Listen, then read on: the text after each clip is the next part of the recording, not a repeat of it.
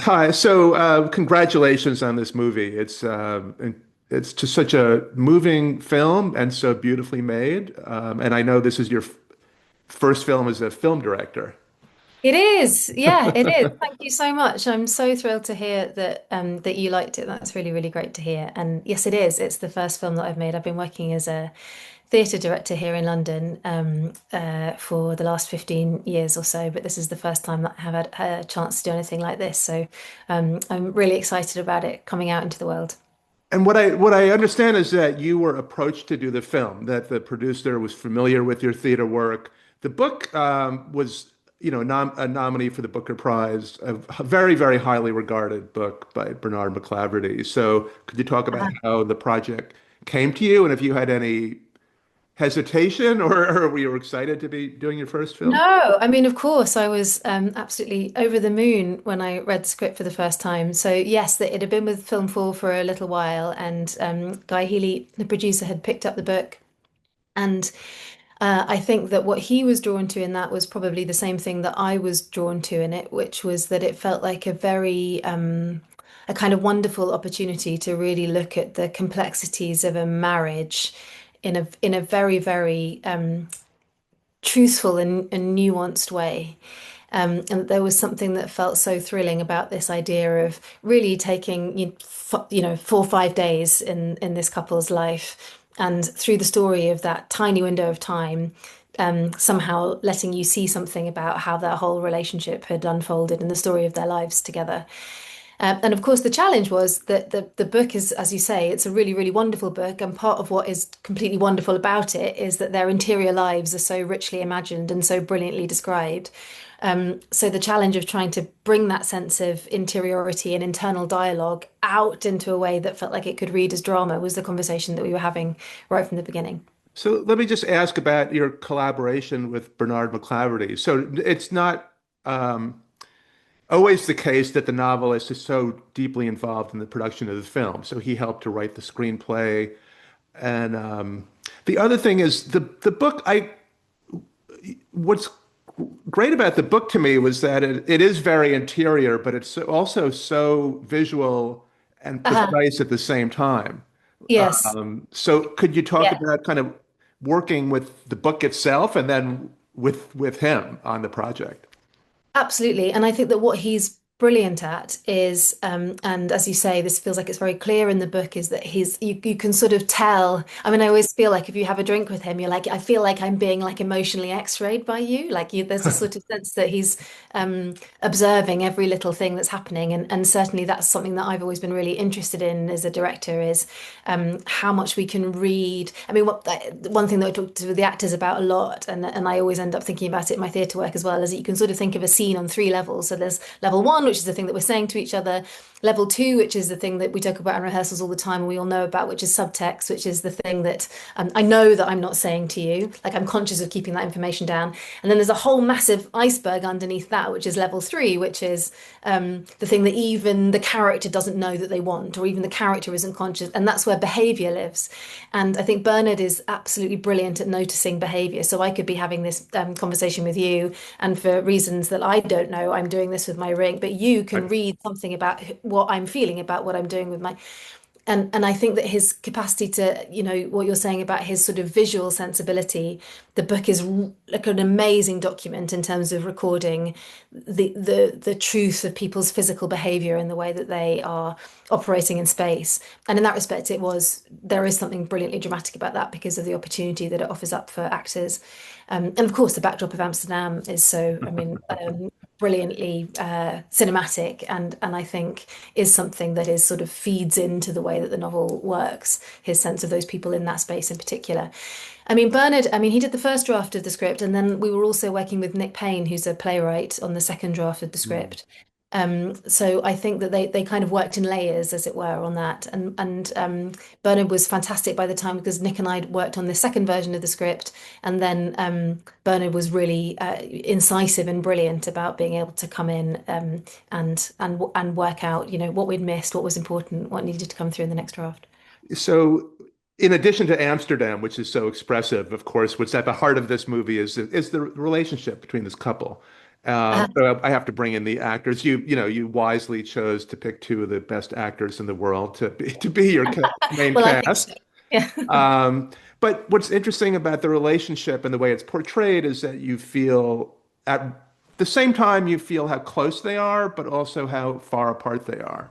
Like that seems to be the tension. So how did Yes. you, I don't know, just how did you and then Leslie Manville and Karen Hines work on that? Well, again, I mean, I think that there is something about that that is just extremely truthful. And I think that the story of any marriage is that, in the morning you can think, um, you know, why did I ever do this? Why am I married to you? I can never see you again. And then by the evening, you're going, thank goodness, I love you more than anybody. And then, and every relationship in a marriage in particular, I suppose, is necessarily a kind of bundle of those complications and contradictions. And I believed that she could have lived her whole life with this man, never telling him the truth of quite what had happened to her on that day. And of course, there are all sorts of reasons why she's been unable to do that, but chiefly because she feels vulnerable and she feels that that is going to be mocked, and that the ability at the end of the film that I think she finds to be brave enough to make herself vulnerable again. Like I think that's what we're witnessing is a sort of decision to dig deeper into that relationship, and to do that at that chapter in your life, to sort of say, no, we can start again. We've done all these journeys together. In going home now together, we can find a way of starting this journey again, was a big reason why I wanted to make the film in the first place, I think. But I think, with Leslie and Kieran, we talked a lot about being in Street View. So, when you Mm. look at directions on your phone, you can either look at them like this and you can see the whole map from above, or you can go into Street View where you don't see anything except what's on your street and you don't quite know what's around the next corner. Mm. And she's really in Street View all the way through that film. She's like, I am in a quandary about what to do. I don't know what to do about this relationship. I don't know how to do tomorrow. And I think Leslie really loved that and really got that sort of sense of even the character is being guided by her level three. She doesn't quite know Mm. what decision she's going to take. And again, I thought that was fascinating. I thought that was a thing that you don't often see in drama. Yeah. So how did that translate to you for just your day-to-day work with the actors and working on the set? Was it very different than the way you direct in theater, for example?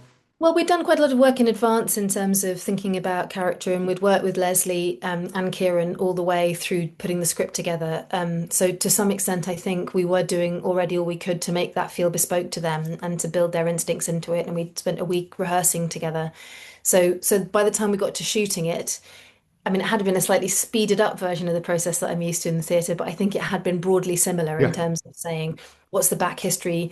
What are the things that you're bringing to the scene? What are the things that you're not saying? So it was, and of course they're both theatre actors, so we had a very much a sort of shared, like vocabulary, I guess, in terms of how we had those conversations. Were there any kind of like potential pitfalls or things you were concerned about? So in a story like this, where it's a couple that's going to form a new kind of closeness, there's a danger to me, I think, of being like sentimental or Mm. going to certain cliches. And I think, the novel it goes into unexpected directions. So the novel itself helps avoid that. But I just feel your control of the emotions is really short, like beautifully done. Oh, thank you. Yes, I mean, thank you. I'm really glad that you felt that way about Mhm. it. I mean, I think you're right that the novel is not sentimental. Right. I mean, it really is trying, I think, to do and succeed, like is very successful in doing something that feels like it's much more about the sort of day-to-day obstacles of closeness rather than achieving an easy closeness. And that's Yeah. something we very much wanted to achieve. And also, I think there's something in the kind of the high stakes of the everyday, that within a marriage, somebody drinking an extra glass of whiskey can be a 10 out of 10 stakes activity. And by trying to be sort of truthful about what those little things meant for her second by second, well, for both of them, I think that was, like nothing's easy. They're not having an easy time, and I guess the sentimentality tends to come with a thing that feels like it comes with ease. And even if the obstacles might look small from the outside, from the inside, the things that they're negotiating are like it's an emotional mountain range for them. Even though if you looked at them from the outside, it's you've bought an Yeah. extra bottle of whiskey at the thing or whatever, I mean, so one element that's so critical to this, and I think probably to a lot of the novelists of his work, is the religious side of it. The religious Yes, theme that's running throughout. So I did want to ask about two specific locations in Amsterdam. I'll start with the Anne Frank house because what was, I think, unusual is that you were allowed to film the exteriors of the house, and you got a lot of cooperation actually from the house. we did. Yes, I mean the Mhm. inside is a build, so we didn't shoot inside the house, and actually, in a way.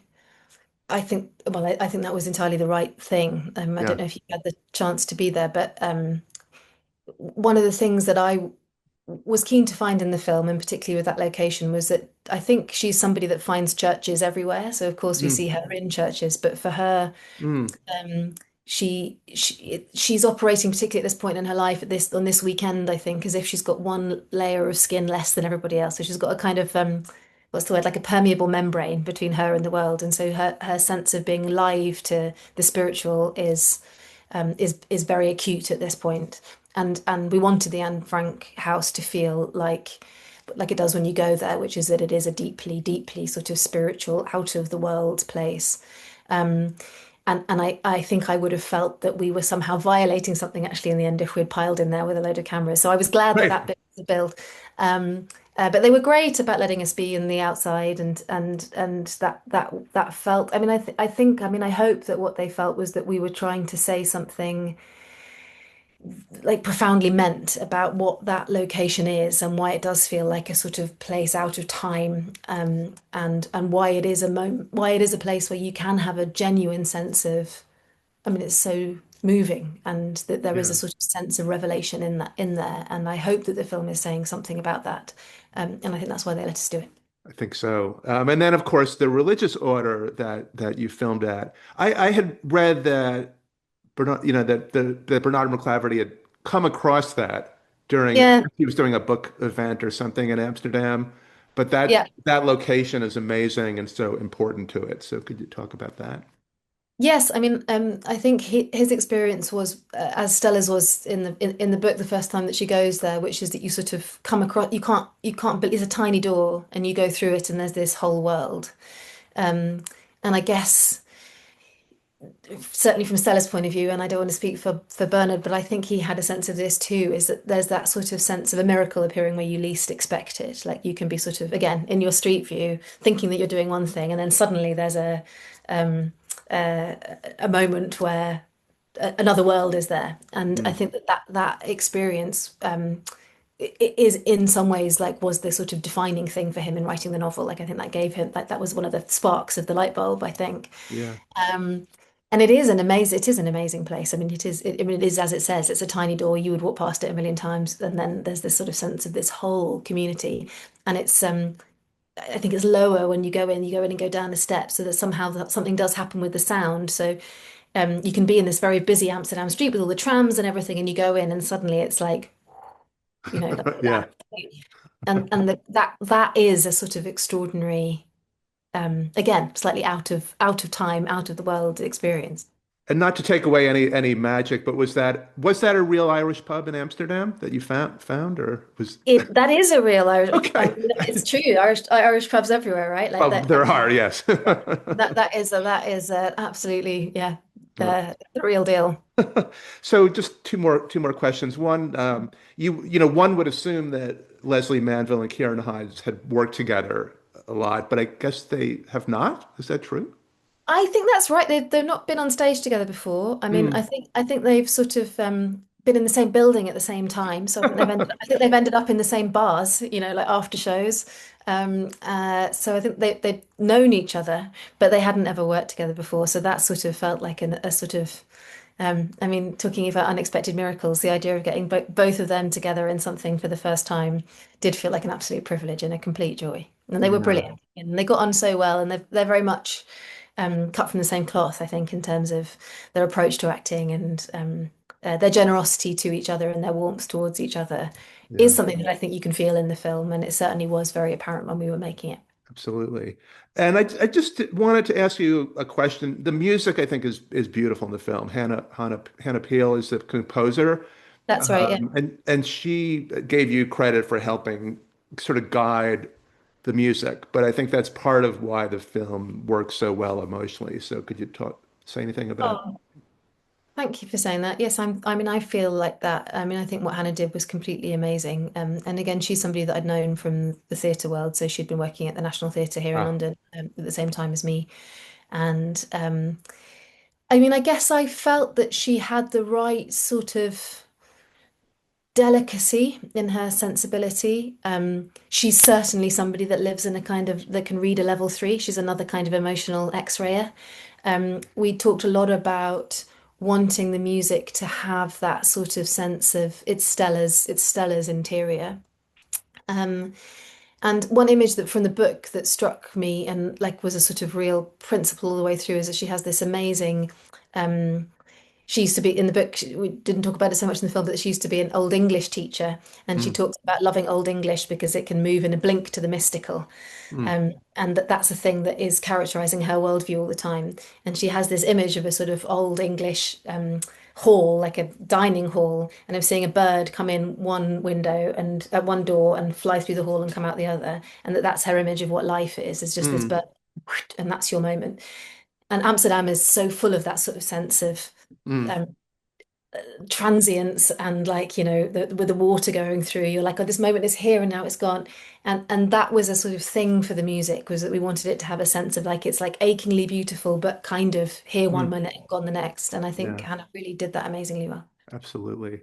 Well, I guess we could call you a level three director. So you've taught Thank us that you. way That's of good. looking at it. I'm gonna But get are that you on a going to? t-shirt. My last question will be: are you going to direct more films? Yes, yeah, I've written one actually which we're Wait. making this year. I don't know if I'm allowed to talk about it. It's with BBC Films. So that's being announced quite soon, I think. So yeah, Okay. hopefully. Well, we'll see what happens, and maybe we'll talk to you again when that I comes would out. love that. I would But love that. thanks so much, and best of luck with the opening. And congratulations again. Thank you so much. I really appreciate it. It's so nice to meet you. Thank you. You too. Bye bye. Bye.